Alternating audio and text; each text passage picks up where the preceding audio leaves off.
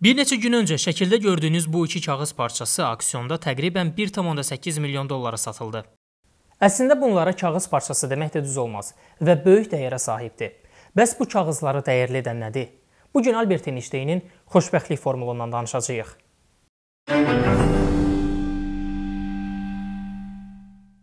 Albert Einstein elmi tədbirlərdə iştirak etmək və müxtəlif universitetlərdə mühazirə demək üçün Yaponiyaya səfər etmişdi.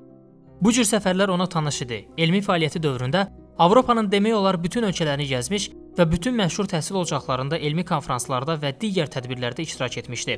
Amma bu səfər onun üçün bəlkə də ən yadda qalan olacaqdı.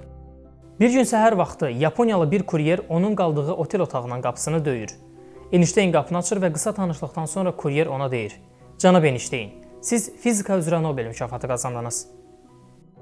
Digər bir fərziyyədə isə bu xəbəri kuryerin çatdırmadığı, kuryerin gəlişindən qısa müddət öncə alimə bununla bağlı xəbər verildiyi deyilir. Amma əhvalatı maraqlı edən bu deyil. Einstein kuryeri əliboş yola salmaq istəmir, amma pulu da olmur ki, bəxşiş kimi versin. Bir neçə dəqiqə düşündükdən sonra kuryer üçün xoşbəxtlik formulunu yazır. Bu formul iki kağız parçasında kuryerə təqdim olunur.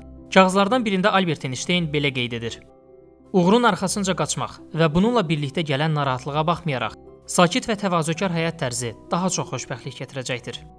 İkinci kağıza isə alim bunları yazır: "İstək varsa ona nail olmaq üçün yol da vardır."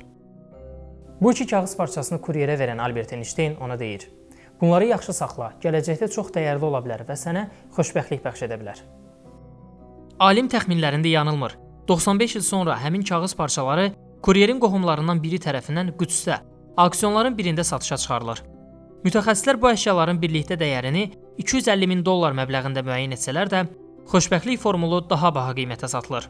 İlk kağız 1 milyon 560 min dollar, ikincisi isə 240 min dollar müqabilində sahibini tapır.